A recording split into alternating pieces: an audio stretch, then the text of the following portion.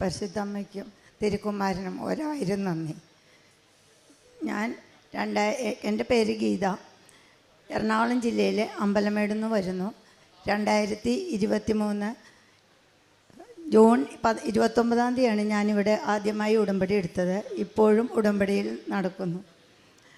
എൻ്റെ ഉടമ്പടി എടുത്ത 6 നിയോഗങ്ങൾ ഞാനിവിടെ എഴുതിയിട്ടതിൽ 5 എണ്ണവും സാധിച്ച് 54-ാമത്തെ ദിവസം ഞാനിവിടെ ഒരു സാക്ഷ്യം പറയുകയുണ്ടായി.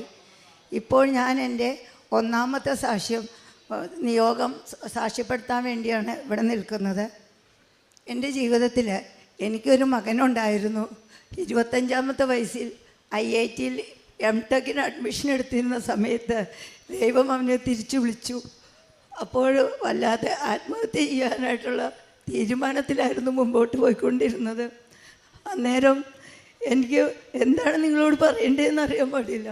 അത്രയും ഒരു മാനസികാവസ്ഥയിൽ നിൽക്കുന്ന എനിക്ക് ഡോക്ടർമാർ പറഞ്ഞത് ഒരു കുഞ്ഞില്ലാതെ പറ്റില്ല എന്നായിരുന്നു. കുഞ്ഞിന് വേണ്ടി ഒത്തിരി ട്രീറ്റ്മെൻ്റ് എടുത്തു. IVF-കൾ 5-6 എണ്ണം ചെയ്തു. ഒന്നും നടന്നില്ല. എല്ലാം കഴിഞ്ഞ് ആകെ നിരാശരായി. ഇനി എന്ത് എന്ന് ഉത്തരം കിട്ടാതിരിക്കുന്ന സമയത്ത് ഒരു ദിവസം യൂട്യൂബ് വഴി, ഞാനങ്ങനെ ഫോൺ ഉപയോഗിക്കുന്ന ആളല്ല, സ്കൂളിലൊരു അധ്യാപികയാണ്. അപ്പോൾ അതിന് മാത്രമാണ് ഞാൻ എന്തെങ്കിലും കാരണത്താൽ ഫോൺ എടുക്കാറ്. അല്ലാതെ അങ്ങനെ യൂട്യൂബൊന്നും കണ്ടിരിക്കുന്ന ആളല്ല. പക്ഷേ അന്ന് യൂട്യൂബിൽ നോക്കിയപ്പോൾ യാദൃശ്ചികമായി ഇവിടുത്തെ ഒരു സാക്ഷ്യം കേൾക്കാനിടയായി. അച്ഛൻ്റെ പ്രസംഗവും കൂടെ കേട്ടപ്പോൾ കൃപാസനത്തിൽ വരണം എന്ന് എനിക്ക് തോന്നി. ഞാനിവിടെ വരികയും ഉടമ്പടി എടുത്ത് പ്രാർത്ഥിക്കുകയും ചെയ്തു.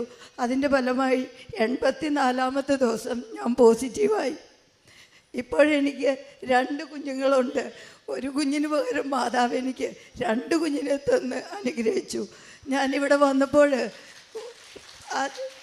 പ്രഗ്നൻ്റ് ആയപ്പോൾ തന്നെ ഞാനിവിടെ വന്നു.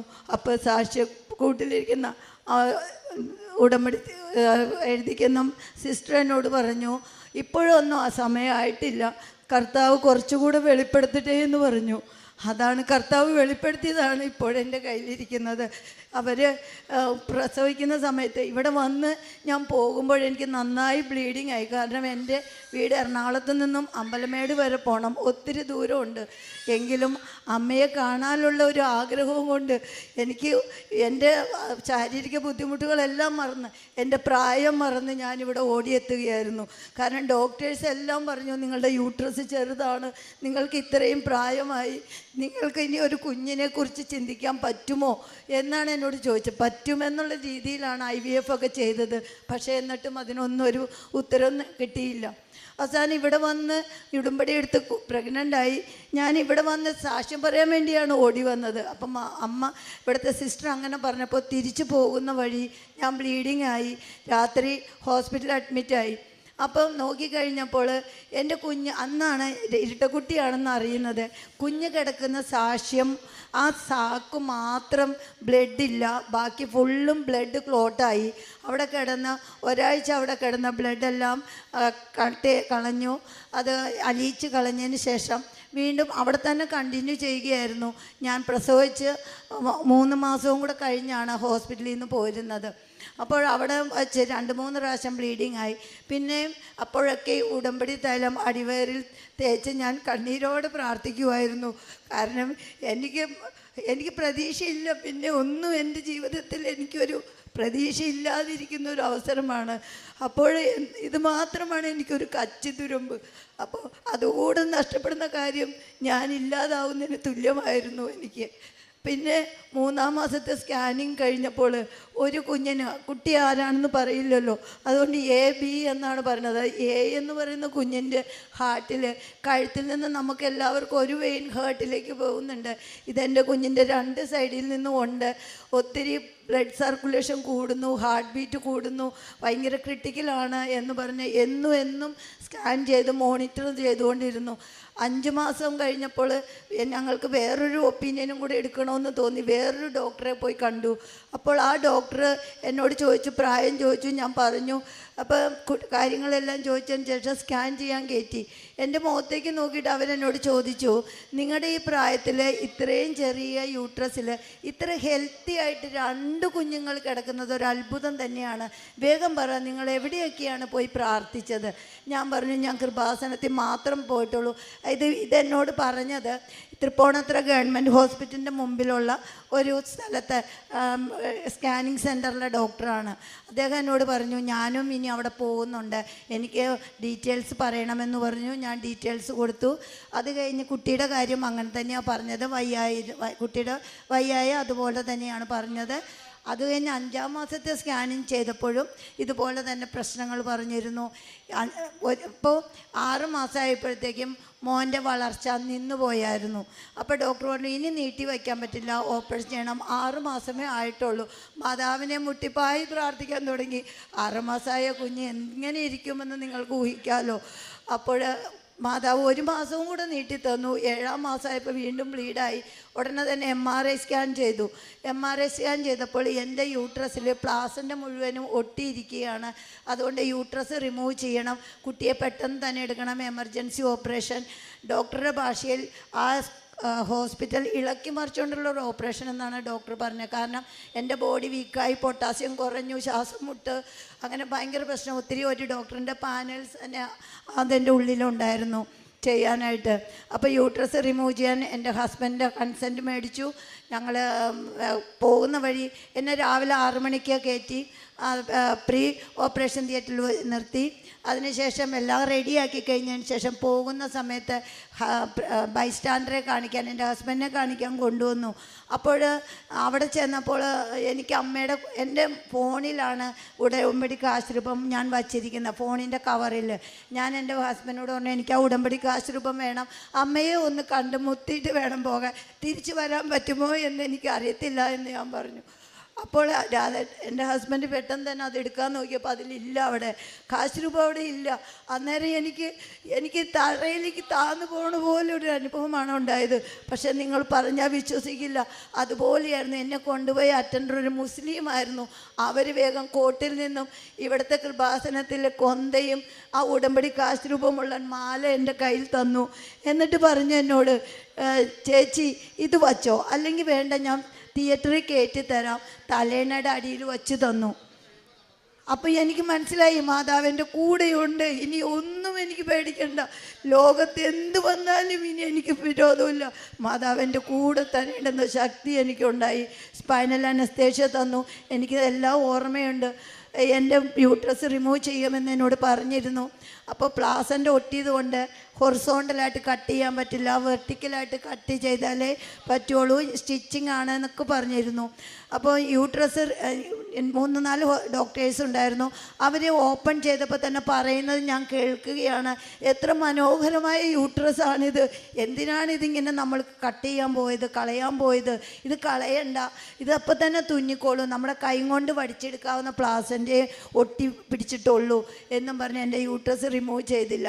അത് കഴിഞ്ഞ് കുഞ്ഞിന് ഒരാൾക്ക് 1/100 മറ്റാൾക്ക് 1/300 തൂക്കം ഉണ്ടായുള്ളൂ. ഉടനെ തന്നെ വെൻറ്റിലേറ്ററിലേക്ക് മാറ്റി, പിന്നെ NICUലേക്ക് മാറ്റി. അപ്പോൾ ഓടിക്കൊണ്ടുപോവുകയാണ് ചെയ്തത്, ഞാൻ കണ്ടില്ല. അപ്പോൾ അവിടെ എക്കോ എടുത്തപ്പോൾ എൻ്റെ മോനുണ്ടായിരുന്ന ഹാർട്ടിലേക്കുള്ള വെയിൻ അപ്രത്യക്ഷമായിട്ടുണ്ടായിരുന്നു. ഒന്നുമില്ല, ഒരു കുഴപ്പമില്ലാത്ത പൂർണ്ണ ആരോഗ്യവാനായ കുഞ്ഞ്. ഒരു കുഴപ്പം മാത്രമേ ഉള്ളൂ, വെയിറ്റില്ല. അപ്പോൾ അതിനു വേണ്ടി 68 ദിവസം NICUയിൽ കിടക്കേണ്ടി വന്നു. എന്നിട്ടും ഒരു കുഴപ്പവും ഉണ്ടായില്ല. അതിന് എൻ്റെ മോള് അടുത്ത് കിടക്കുമ്പോൾ മോളുടെ തൊട്ടടുത്തെടുക്കുന്നൊരു കുഞ്ഞിന് 3 ദിവസം കഴിഞ്ഞപ്പോൾ ഇൻഫെക്ഷൻ വന്നു ബ്ലഡിൽ. അത് കഴിഞ്ഞ് ഒരു 3-4 ദിവസം കഴിഞ്ഞപ്പോൾ ആ കുഞ്ഞ് മരിച്ചു പോയി.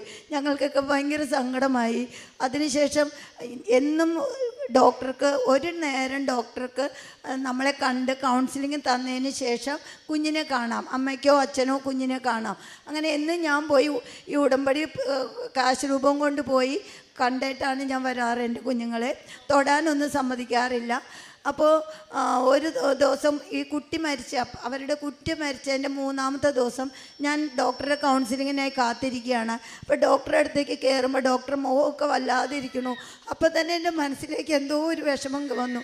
ഞാൻ ചോദിച്ചു, എന്താ ഡോക്ടറെ? ഡോക്ടർ പറഞ്ഞു, ഗീത ഇരിക്കും. അതുവരെ എന്നെ ഇങ്ങനെ ഇരുത്താറില്ല. ഗീത ഇരിക്കൂ, എനിക്കൊരു കാര്യം പറയാനുണ്ട്. ഞാൻ പറഞ്ഞു, എന്താ ഡോക്ടറെ? അപ്പോൾ ഡോക്ടർ പറഞ്ഞു, എന്താണെന്ന് അറിയില്ല, ഗീതയുടെ ഒരു കുഞ്ഞിൻ്റെ തൊണ്ടയുടെ അവിടെയായിട്ട് ഒരു നീര് പോലെ വീങ്ങിയിരിക്കണു, എന്താ കാരണമെന്ന് അറിയത്തില്ല എന്ന് പറഞ്ഞു. അപ്പോൾ ഞാൻ പറഞ്ഞു, എന്താ ഡോക്ടറെ? ഇനി ഞങ്ങളതിന് ആൻറ്റിബയോട്ടിക് സ്റ്റാർട്ട് ചെയ്തിട്ടുണ്ട്, നമുക്ക് വെയിറ്റ് ചെയ്യാൻ നോക്കട്ടെ എന്ന് പറഞ്ഞു. പക്ഷേ അത് അവിടെ ചെന്ന് ഞാൻ കൊച്ചിനെ കണ്ടപ്പോൾ കഴുത്തൊന്നും കാണാൻ പറ്റുന്നില്ല, കണ്ണും മുഖമൊന്നും കാണാൻ പറ്റുന്നില്ല, ഭയങ്കരമായിട്ട് നീര് വെച്ച് വീങ്ങിയിരിക്കുന്നു.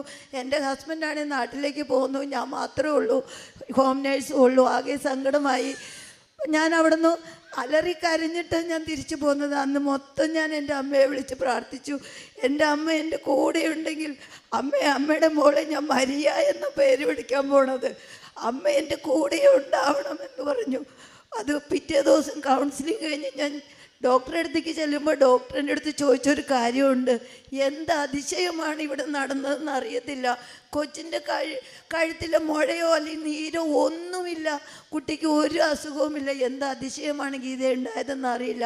ഇന്നലെ എന്താണ് ആ മുഴ വന്നതെന്നും ഇന്ന് എങ്ങനെയാണ് അത് പോയതെന്നും അറിയത്തില്ല. അതറിയാൻ എനിക്ക് മാത്രമേ കഴിയുള്ളൂ. എൻ്റെ മാതാവ് എൻ്റെ കൂടെയുണ്ട് എന്ന് മാത്രം. ഇത് കഴിഞ്ഞ് 68-ാമത്തെ ദിവസം ഞാൻ എൻ്റെ കുഞ്ഞുങ്ങളെ കൊണ്ട് വന്നു. ഇപ്പോഴവരെ സാക്ഷ്യപ്പെടുത്താൻ വേണ്ടി, എൻ്റെ മാതാവിനെ കാണിക്കാൻ വേണ്ടി ഞാൻ കൊണ്ടുവന്നതാണ് എൻ്റെ കുട്ടികളെ. ഇനി എനിക്ക് ഇവിടെ നിന്ന് മരിച്ചാലും കുഴപ്പമില്ല, അത്രയും ഞാൻ എൻ്റെ മാതാവിൽ വിശ്വസിക്കുന്നു. എൻ്റെ പ്രിയ സഹോദരന്മാരെ, നമ്മൾ മനസ്സുരുക്കി പ്രാർത്ഥിച്ചാൽ നമ്മൾ നടക്കാത്ത കാര്യങ്ങളൊന്നുമില്ല. നമ്മൾ ചോദിക്കുന്നത് എന്തോ 100 ഇരട്ടിയായിട്ട് മാതാവും തിരുക്കുമാരനും നമുക്ക് തരും. നമ്മുടെ യേശുദേവൻ, നമ്മുടെ കർത്താവ് നമ്മുടെ കൂടെ ഒപ്പമുണ്ട്, എപ്പോഴുമുണ്ട്. നിങ്ങളുടെ ഓരോരുത്തരുടെ നിയോഗങ്ങൾ നടന്ന് ഇവിടെ വന്ന് സാക്ഷ്യം പറയാൻ ദൈവം അനുഗ്രഹിക്കട്ടെ. അതിനായി പ്രാർത്ഥിക്കുന്നു. നന്ദി, നമസ്കാരം. ലൂക്കാ 18:27 പറയും, മനുഷ്യർക്ക് സാധ്യമായത് ദൈവത്തിന് സാധ്യമാണ്. യോഹന്നാൻ്റെ 14:14 പറയും, എൻ്റെ നാമത്തിൽ നിങ്ങൾ എന്ത് ചോദിച്ചാലും ഞാൻ നിങ്ങൾക്കത് നൽകും. ഈ 2 വചനങ്ങളും അനർത്ഥമാകുന്ന വലിയൊരു സാക്ഷ്യമാണ് ഈ അമ്മ ഇവിടെ പറയുന്നത്. 25-ാമത്തെ വയസ്സിൽ ഏകമകനെ നഷ്ടപ്പെട്ട ഒരമ്മ 54-ാമത്തെ വയസ്സിൽ 2 കുഞ്ഞുങ്ങൾക്ക് ജന്മം കൊടുക്കുന്നു. ഇത് 5-6 തവണ IVF ചെയ്തിട്ട് ഒന്നും പോസിറ്റീവ് ആകാതിരുന്നൊരു കാര്യത്തെ ഇവിടെ ഉടമ്പടി എടുക്കുകയും പരിശുദ്ധമ്മയുടെ മധ്യസ്ഥതയിൽ വന്ന് പ്രാർത്ഥിക്കുകയും ചെയ്യുമ്പോൾ പരിശുദ്ധമ്മ അനുഗ്രഹിക്കുന്ന ഒരു വഴി നിങ്ങൾ ഈ ഒരു സാക്ഷ്യത്തിലൂടെ കാണുന്നുണ്ട്. അതിൽ ഒന്നും മനസ്സിലാക്കി വെക്കുക, എലിസബത്തിൻ്റെ ഉദരത്തിൽ ശിശുവിനെ നൽകിയ കർത്താവ് പരിശുദ്ധ അമ്മയ്ക്ക് ഉദരത്തിൽ ദൈവത്തിന് നൽകിയ ഒരു അവസരമുണ്ട്. അതുകൊണ്ട് തന്നെ ഗർഭസംബന്ധമായിട്ടുള്ള കാര്യങ്ങൾക്ക് പരിശുദ്ധ അമ്മയെക്കാളും നമ്മളെ സഹായിക്കുവാനായിട്ട് മറ്റൊരാൾക്ക് സാധിക്കുകയില്ല. കാരണം സമൂഹത്തിൻ്റെയും മറ്റുമൊക്കെ ഒരുപാട് വേദനകളിലൂടെ കടന്നു പോകുമ്പോഴും അമ്മ ഇതാ കർത്താവിൻ്റെ ദാസി എന്ന് പറഞ്ഞുകൊണ്ട് കർത്താവിൻ്റെ വചനത്തിന് ശിരസ് നമിച്ചോളാം. അതുകൊണ്ട് തന്നെ ഏറ്റവും അവസാന സാക്ഷ്യം പറഞ്ഞ് നിർത്തുന്നത് ഇങ്ങനെ തന്നെയാണ്. ഈ ലോകത്തിൽ നമ്മൾ എന്ത് ചോദിച്ചാലും പരിശുദ്ധ അമ്മ ദൈവത്തോട് പറഞ്ഞ് നമുക്ക് നേടിത്തരിക തന്നെ ചെയ്യും. ഇന്ന് ഈ 2 കുഞ്ഞുങ്ങൾ വലിയ സാക്ഷ്യമായിട്ട് ഈ അൾത്താരയിൽ നിൽക്കുകയാണ്. 54-ാമത്തെ വയസ്സിൽ ഏറ്റവും ആരോഗ്യമുള്ള യൂട്രസോട്. നമ്മളത് മനസ്സിലാക്കുക ഒരിക്കലും പോസിബിൾ അല്ലാത്തൊരു കാര്യമാണ്. അപ്പോൾ ഇവിടെ നിങ്ങളിങ്ങനെ ഓരോ സാക്ഷ്യങ്ങളും നിങ്ങൾ കേൾക്കുമ്പോൾ മനസ്സിലാക്കുക, മനുഷ്യനെ കൊണ്ട് ചെയ്യാൻ പറ്റുന്നതിന് ഒരുപാട് ലിമിറ്റേഷൻസ് ഉണ്ട്. നമ്മൾ ചിന്തിക്കുന്നതിനേക്കാൾ അപ്പുറമാണ് ദൈവത്തിന് നമ്മളുടെ ജീവിതത്തിൽ ചെയ്യുവാൻ സാധിക്കുന്നത്.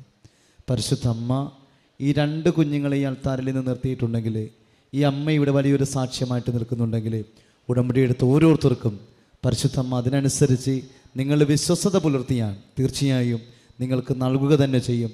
മനസ്സുരുകി ഹൃദയപൂർവ്വം ഉടമ്പടിയും ഉടമ്പടി ക്രമങ്ങളും കാരുണ്യ പ്രവൃത്തികളും നമ്മുടെ ജീവിതമൊക്കെ നവീകരിക്കുമ്പോൾ പരിശുദ്ധ അമ്മയുടെ പ്രത്യക്ഷീകരണം ഒന്ന് സഭ അംഗീകരിക്കും. അതുവഴി അനേകായിരങ്ങൾ ഇവിടെ കൂടിയെത്തും. ഒത്തിരി അനുഗ്രഹങ്ങൾ ലോകത്തിനുണ്ടാകും. പരിശുദ്ധ അമ്മയുടെ നാമത്തിലെ ദൈവപിതാവ് നടത്തിയ വലിയ അത്ഭുതത്തിന് കരങ്ങളടിച്ച് നമുക്ക് ദൈവത്തെ മഹത്വപ്പെടുത്താം.